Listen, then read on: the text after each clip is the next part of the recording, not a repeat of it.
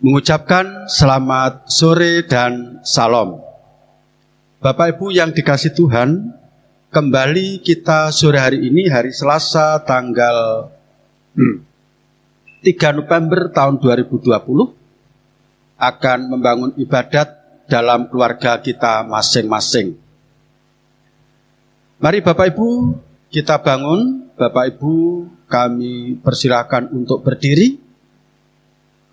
Kita akan mengambil janji dan pengakuan mengawal ibadat ini yang demikian. Kami lakukan ibadat keluarga di rumah kami masing-masing hanya kepada Tuhan Allah Bapa yang Maha Kuasa, Pencipta langit dan bumi. Kasih, karunia, dan damai sejahtera Tuhan Allah Bapa di dalam Tuhan Yesus Kristus senantiasa ada pada kita semua. Amin. Kita nyanyikan Kidung Jemaat nomor 4, bait yang pertama dan 6. Hai mari sembah yang Maha Besar.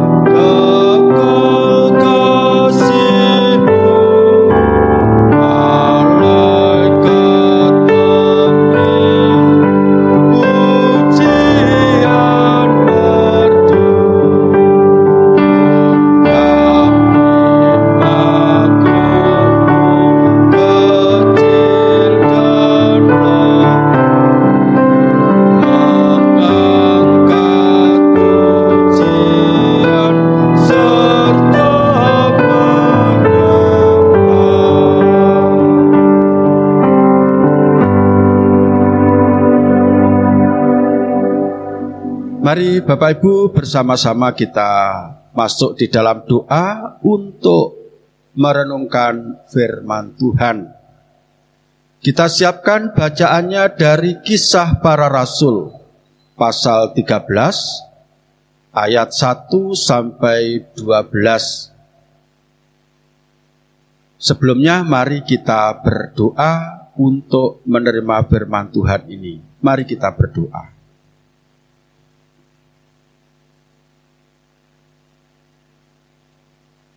Tuhan, saatnya kami membuka hati untuk menerima sapaan firman Tuhan dan merenungkannya.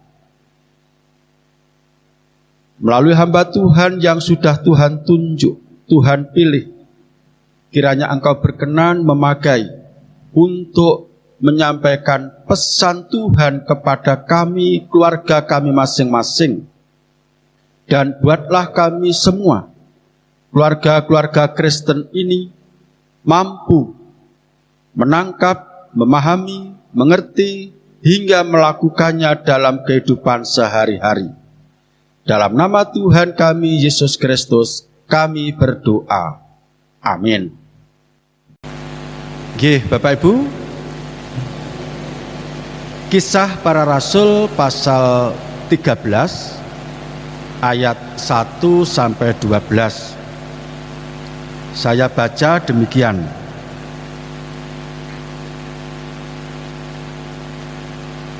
Pada waktu itu dalam jemaat di Antiokhia ada beberapa nabi dan pengajar, yaitu Barnabas dan Simeon yang disebut Niger, dan Lukius orang Kirene, dan Menahem yang diasuh bersama dengan raja wilayah Herodes dan Saulus.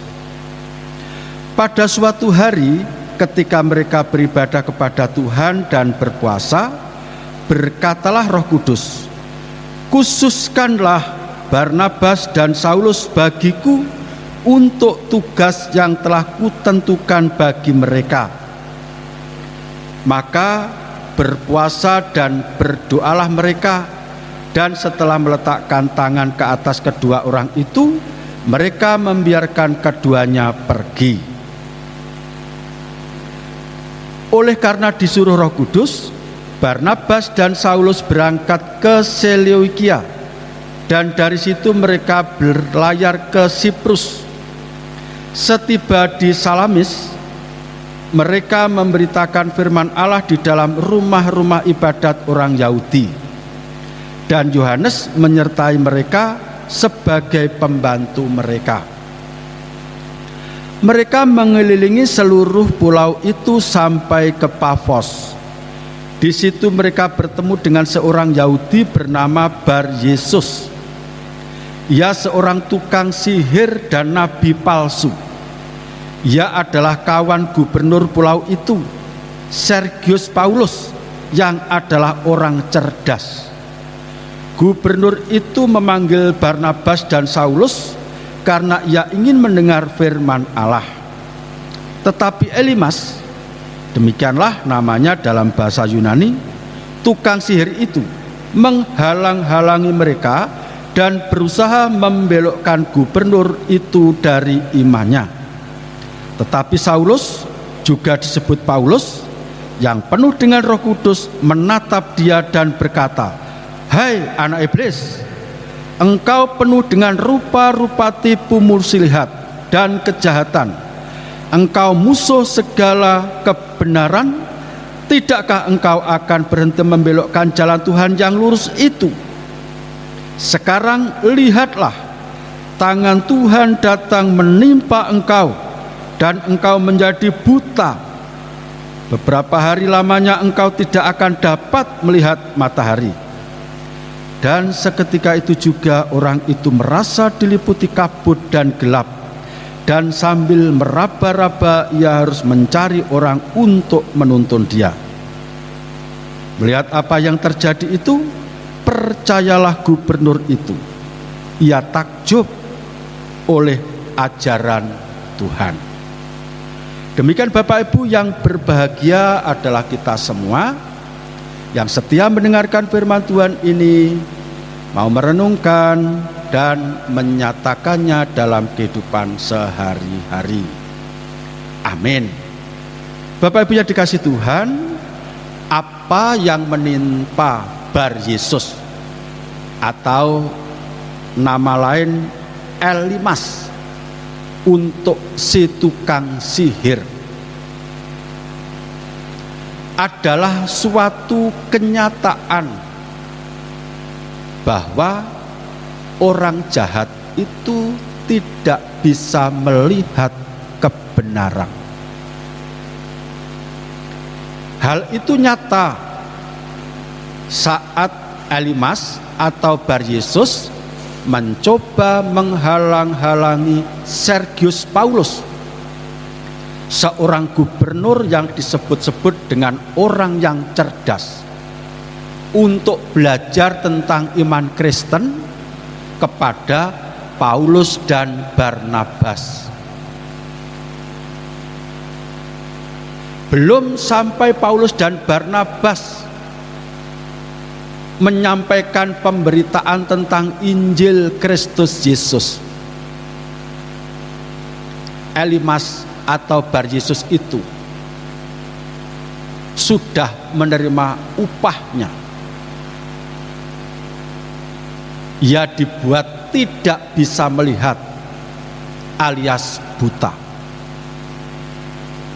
Sementara Sergius Paulus pada akhirnya yang disebut-sebut orang cerdas itu bisa melihat kebenaran yang baru, kebenaran yang sungguh-sungguh nyata melalui Injil Yesus Kristus yang dibawa oleh Paulus dan Barnabas. Ibu bapak yang dikasihi Tuhan, apabila kita mencermati mengapa Sergius Paulus, gubernur yang disebut orang cerdas itu, dikatakan sempat menjadi sahabat Bar Yesus atau Elimas, si tukang sihir. Mungkin pada saat itu apa yang diperbuat oleh Elimas dengan sihir-sihirnya dianggap sebuah kebenaran, karena Sergius Paulus belum melihat yang lain yang lebih benar. Tetapi ketika dia melihat kebenaran yang baru yang dibawa oleh Paulus dan Barnabas, dia bisa membandingkan, dia bisa memilih kebenaran yang mana yang sesungguhnya kebenaran sejati itu. Ternyata tepat kalau dia disebut-sebut orang yang cerdas, karena dia tepat memilih kebenaran yang dibawa oleh Paulus dan Barnabas dengan meninggalkan berbagai praktek-praktek kamuflase olahan ilmu sihir dari Elimas. Ibu bapak yang dikasihi Tuhan, minggu-minggu ini menurut kalender gerejawi GKJW kita sedang ada dalam bulan budaya. Dalam bulan budaya ini saya dan panjenengan dibawa, dibimbing untuk mencermati budaya kebiasaan yang lagi ngetren, yang dampak pengaruhnya cukup besar bagi kehidupan, terutama kehidupan iman. Mungkin sama dengan zaman Paulus waktu itu. Bagi seorang yang bernama Sergius Paulus, seorang gubernur yang disebut-sebut cerdas, diperhadapkan dengan dua persoalan tentang kebenaran.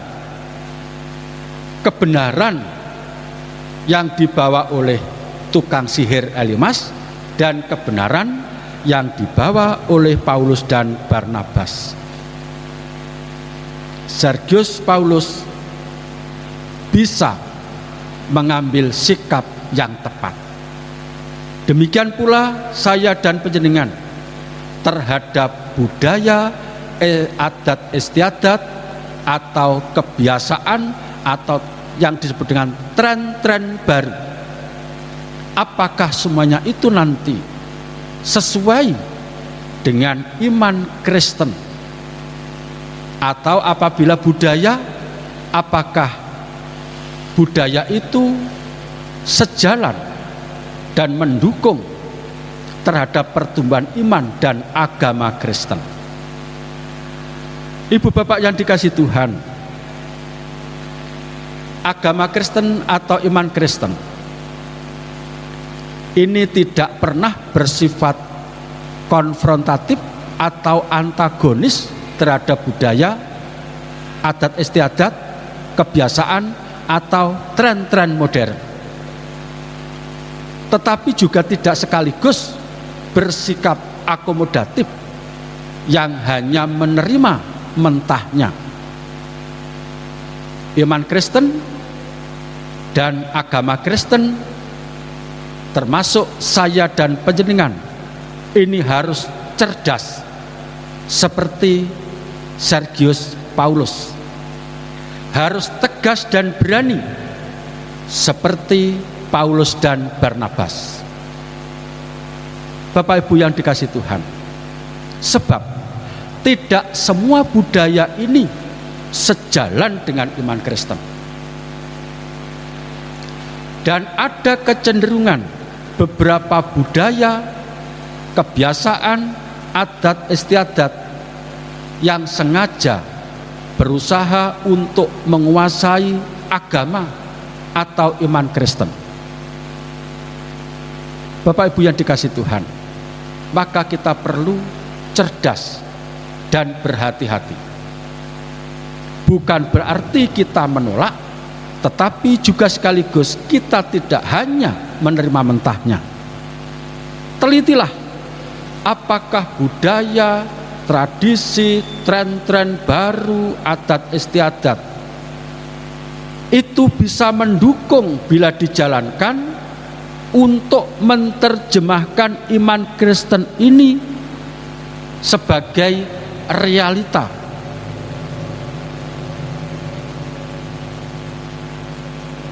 Sebaliknya, kalau budaya, adat istiadat, tren-tren baru itu ternyata cenderung membelokkan, melawan, bertentangan dengan iman Kristen, saya dan panjenengan harus tegas seperti Paulus dan Barnabas, menolak tanpa harus mempertimbangkan sedikit pun. Ibu bapak yang dikasihi Tuhan, memang tidak semudah itu kita mengambil keputusan. Kita perlu melakukan pertimbangan, permenungan, dan studi-studi yang lebih dalam dan detail.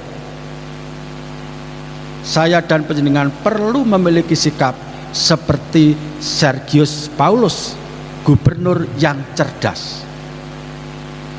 Dia tidak gegabah. Dia sanggup memperhatikan, mencermati berbagai esensi yang terkandung di dalam setiap budaya atau adat istiadat. Tidak gegabah menghakimi, juga tidak gegabah untuk menerima, tapi dia cerdas di dalam melakukan pertimbangan dan mengambil sikap. Tidak semua budaya itu dosa, tapi juga tidak semua budaya itu sejalan dengan iman Kristen. Maka berpikirlah dengan cerdas terhadap budaya dan segala hasil perkembangan teknologi dan berbagai kemutakhiran teknologi saat ini. Jangan mudah kita dibawa dalam sebuah pergulatan yang itu akan menyulitkan kita sendiri dan membawa kita kepada keputusan yang salah. Selamat bersikap cermat dan cerdas. Tuhan memberkati. Amin.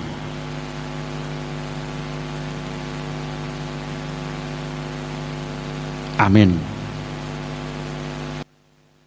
Bapak Ibu yang dikasihi Tuhan, mari kita sambut renungan tadi dengan menyanyikan kidung jemaat nomor 422. Kita nyanyikan bait yang pertama dan 3 sekaligus kita menghimpun persembahan. Yesus berpesan dalam malam gelap, kamu harus jadi lilin gemerlap, dan seterusnya. Bait pertama dan 3 nomor 422.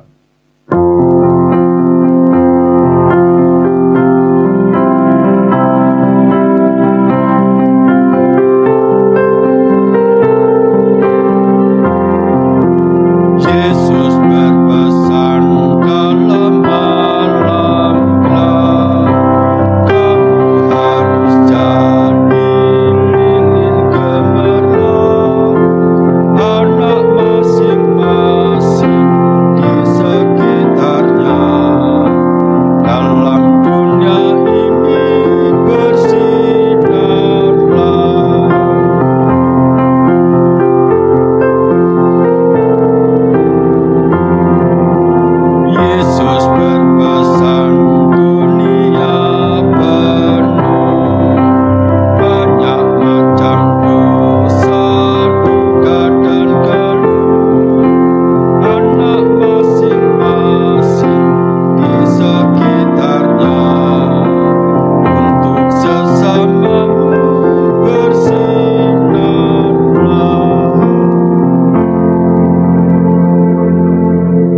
kita masuk dalam doa syafaat. Mari kita berdoa. Terima kasih Tuhan atas sapaan firman-Mu hari ini. Engkau sudah berkenan kembali mengajar kami, agar kami cerdas, melihat, membaca, menimbang berbagai peristiwa, terutama adanya adat istiadat dan kebudayaan, tren-tren di zaman modern ini. Sebab ada kecenderungan mempengaruhi hidup iman kami melalui kesaksian Alkitab. Biarlah kami mampu bersikap seperti Sergius Paulus yang cerdas, yang bisa menimbang mana yang benar dan mana yang salah, serta memiliki keberanian seperti Barnabas dan Paulus ketika kami harus menolak berbagai pengaruh budaya yang tidak sejalan dengan iman Kristen, agar iman kami semakin tumbuh dan berkembang. Tuhan, sebagai ungkapan syukur, kami bawa persembahan kepadamu. Kiranya Tuhan berkenan menerima dan memberkati.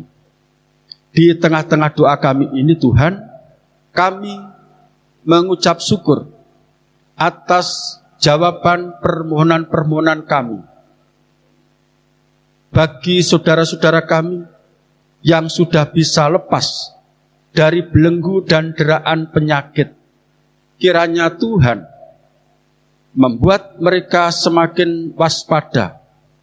Kesehatan yang telah diterima dari Tuhan kiranya mampu untuk dijaga dengan baik. Sementara yang masih berupaya, seperti Ibu Nafiani, Ibu Yosep, Ibu Diki, Mbak Reni, Bapak Pujiarso, Bapak Yakub Slamet, Ibu Kartini Suwoyo, Ibu Eti Pantom, Ibu Titik Pujiono, Bapak Prapto, Ibu Kastinah, dan yang lainnya yang kami tidak bisa menyebutkan satu persatu. Tuhan berkenan memberikan kekuatan dan ketabahan dengan tetap waspada dengan berbagai pengaruh, supaya sungguh-sungguh kesembuhan yang diterima bukan hanya sekedar penghiburan, kamuflase, tetapi sungguh-sungguh kesempurnaan dan buah dari kuasa Allah yang telah Tuhan nyatakan. Kami berdoa Tuhan untuk saudara kami yang sudah berhasil dalam persaingan mencari pekerjaan, seperti Mas Esra Luki Diananta. Engkau sudah berkenan menjawab permohonannya. Tidak lama lagi saudara kami ini pun akan menunaikan tugasnya, walaupun di tempat yang jauh, jauh dari keluarga, jauh dari teman-teman di Kertosono. Kiranya Tuhan tetap membuat saudara kami ini kuat dan senantiasa setia pada pekerjaan yang Tuhan berikan di Lombok. Terima kasih Tuhan. Sementara bagi yang lain yang masih menunggu, kiranya Tuhan memberikan kesabaran. Terima kasih Tuhan. Inilah doa syukur dan permohonan kami kepadamu. Kami naikkan di dalam nama Tuhan kami, Yesus Kristus. Amin. Mari Bapak Ibu bersama-sama kita tutup ibadat keluarga ini dengan menyanyikan kidung jemaat nomor 429. Kita nyanyikan bait yang pertama saja. Bapak Ibu kami undang untuk berdiri.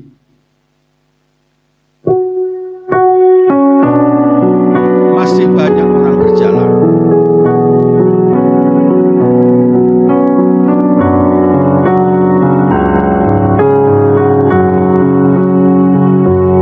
Masih banyak orang berjalan dalam kuasa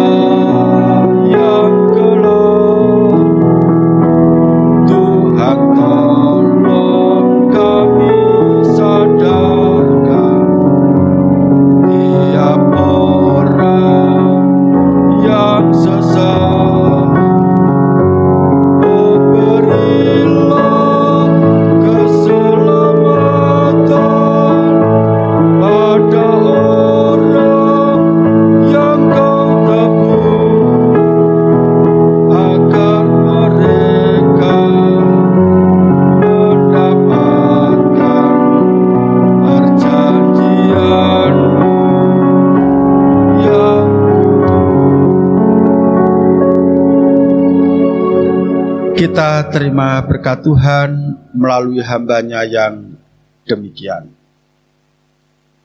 Kasih karunia dan damai sejahtera Allah Bapa di dalam Tuhan Yesus Kristus melalui persekutuan Roh Kudus senantiasa bersekutu dan berkarya dalam kehidupan keluarga saudaraku semua hari ini kekal selamanya.